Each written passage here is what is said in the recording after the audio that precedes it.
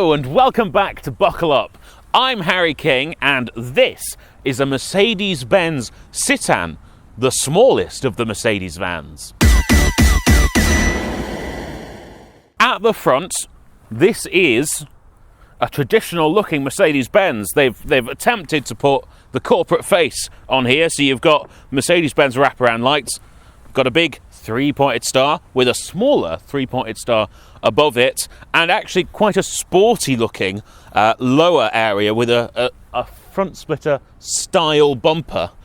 And interestingly, you've got massive air intakes here at the side, which must be for fuel efficiency reasons, but it makes it look weirdly aggressive. Moving up the vehicle, this is where it starts to get a bit more awkward. It's got a very large forehead as a vehicle. Being a van, the bonnet's quite low for visibility and sleekness and air efficiency reasons. And then big old 5-head up there. This is quite tall though, it's 1.8 metres tall. And then moving down the side, you've got huge door mirrors here in nice black plastic, very vanny. They fold in, obviously, if you need them to, but you need big old mirrors because this has a full bulkhead in it and no rear window. Also down here you have your fuel filler flap, and this is also where you'll put in your AdBlue because this is a dirty diesel in 2024. Who could imagine that? You also get alloy wheels. What? On a van? They're 16 inches. They come wrapped in Continentals, which will keep you attached to the road, I'm sure. And then round here at the back you get exposed hinges, as you would expect, the name of the van, the brand of the van, and then down here, I suspect just because the Mercedes van PR team are bragging, they've let me know that it's won an award. I'm guessing that's not fitted to these as standard. I'll open up the load space. So you've got asymmetric doors here at the back, though of course you can option a liftgate tailgate. They open all the way around. You just push on the hinge there. That's why you've got the exposed hinges, is to give you this extra access. Do that here as well. And what you will see is 2.9 cubic meters of space, which is that much. So a 1.8 meter load bay. It's just over 1.2 meters between the wheel arches, and you will fit 2 Euro pallets in here. You've also got a side door. I will just quickly show you that if I bring that round. So you can get in from the side. And come out through the back if you want to. But just to demonstrate that load length, it's my feet against the bulkhead, and there you go. I'm 1.8 meters, and this is 1.8 meters. Now, while I'm down here, I should explain some of the features of the load space. You've got a light up here, very handy. You've got a series of tie-down points, both on the kind of midline of the van and down on the floor.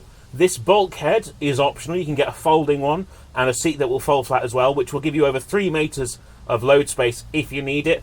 Of course, the back of this van is smaller than a lot of rivals, although the van itself is a lot smaller than a lot of rivals. So if you need to do inner city work, this might be a preference, because I've got to say, there's still plenty of space here. Let's see if it's this spacious in the passenger compartment.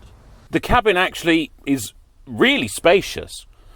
I do have my seat set all the way back, and that is a bit of a mission thanks to this bulkhead, although you would find that in any vehicle with a bulkhead, basically, but you have to lift it up a certain amount to get it all the way back, which is what I've done. With that being done though, I've got lots of room. The gear shift is here, just like in a Honda Civic Type R EP3. It's very close to the steering wheel, so you can make those changes as fast as you need to. Nice Mercedes Benz steering wheel with lots of touch controls on it, 7-inch infotainment display with wireless Android Auto and Apple CarPlay, air conditioning, massive cubbies. So I've got this glove box, which admittedly has a fuse box in it, but it goes a long way to the dashboard. There's this tray down here that's rubberized. There's another tray up here. There's a tray on top of the dashboard for your Red Top newspaper. The world's biggest center console storage area, 2 cup holders plus bottle holders in the door, and my favorite bit, it's got a shelf. There's a shelf up here to put things in. All cars should come with shelves. It's great. You've got big old sun visors as well for your big forehead windscreen jobby. But just in general, the interior is as expected. There's lots of hard plastics around. The seats are fabric. The floors are rubberized and currently have no mats in them, though you can fit mats if you're a big old Jessie. But there's weird, nice Mercedes touches. Like I've said, the touchpads on the steering wheel. You've got the really nice Mercedes air vents that just have a lovely weight to them. You turn them on and off by moving them, and then you just move them around. That's lovely. You've got traditional Mercedes Benz. All of your everything is on the left hand side. There's no right hand side stick of any sort, so your windscreen and your indicators and your lights are all here, but that's fine. You've got your cruise control on the wheel now, though, not on a little tab down here anymore, which is good, because it was very odd to have two things on one side and nothing on the other side. Obviously, you can get this van in many, many configurations. So this is a two-seater, and we've got a full bulkhead. So as I've said, you can have that fold-away bulkhead, and this seat would be kind of a different seat that folds completely flat. And you can use that as a work surface or to load things on top of. You can get it as a crew cab version. You can get, this is an L2, you can get an L3 version, which is longer wheelbase. You can have a tourer version with glass all around and lots of seats in the back. It's as flexible as you want it to be. But does it drive as well as I would like? Let's find out.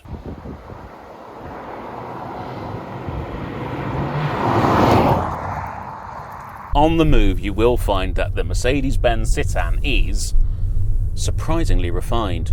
It's got a 1.5 litre diesel engine, 95 horsepower, 260 newton meters of torque, but it's quite quiet. Maybe not quite as quiet as some of the rivals, but if you're moving into this from an old Citan, much quieter.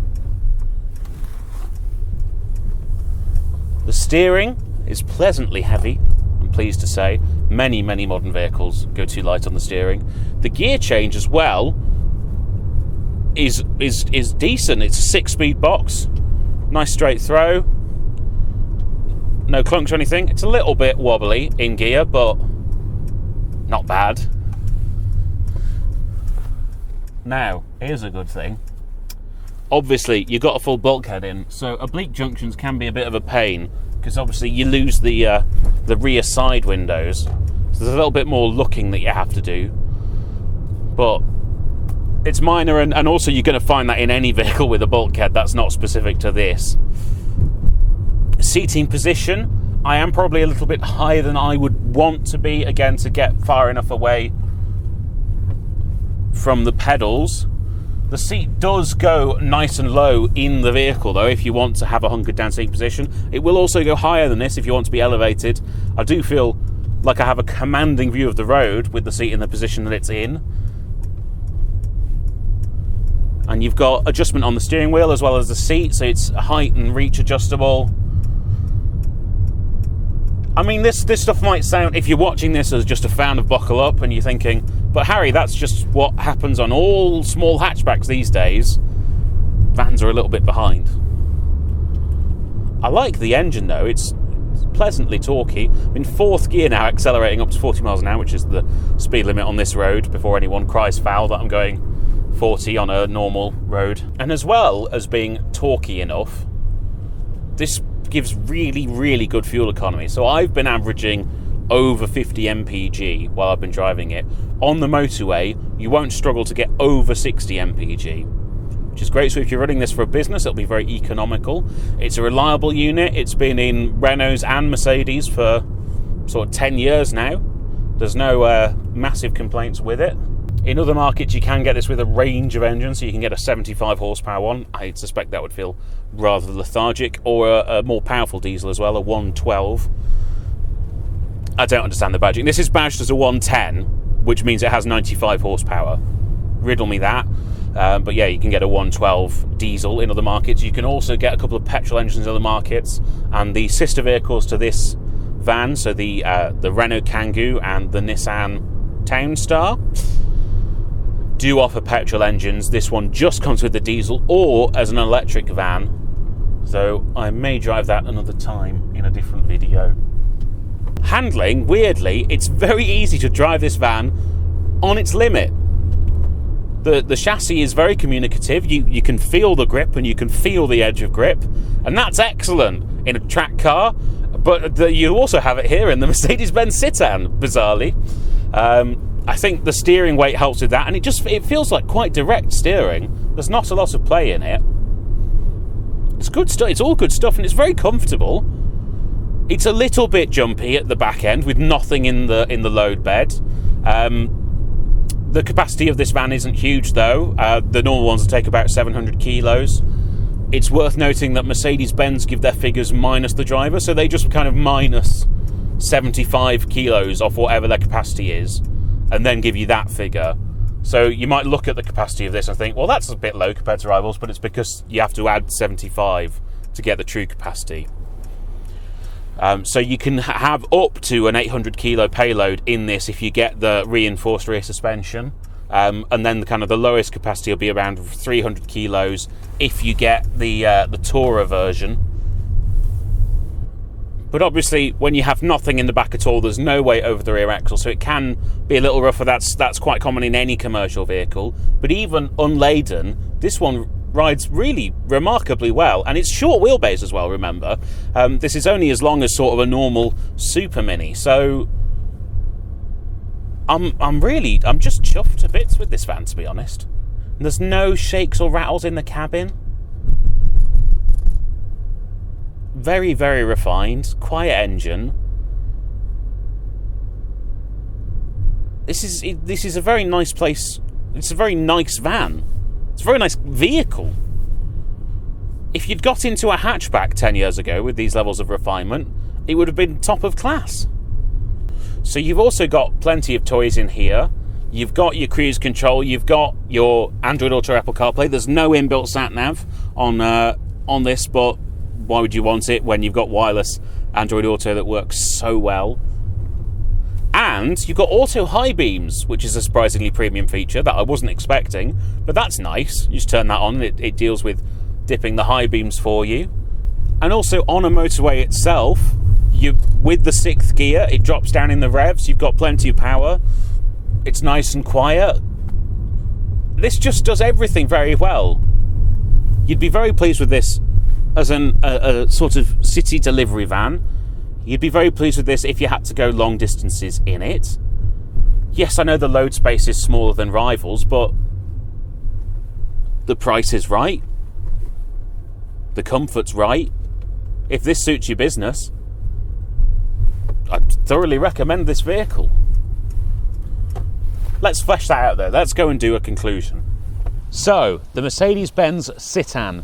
It might not be the biggest van on the market. It might not be the fastest van on the market, but starting from £20,000 and with all of this tech and all of this refinement and all of this clever engineering, what a great little van! I would thoroughly recommend the Mercedes Benz Citan. Thank you so much for watching. Please remember to like, comment, and most importantly, subscribe. You'll find all of the links to all of our social medias down in the description. You'll also find 2 ways to support the channel. We have channel memberships right here on YouTube, where you can join monthly or give thanks. And we have a merch store where you can buy cool t-shirts like the one I'm wearing right now. Keep you warm in these coming winter months. Oh, wait, no. Well, keep you warm. Keep you warm. So, please go do one or all of those things. Thank you so much for watching, and I'll see you next time. Bye-bye.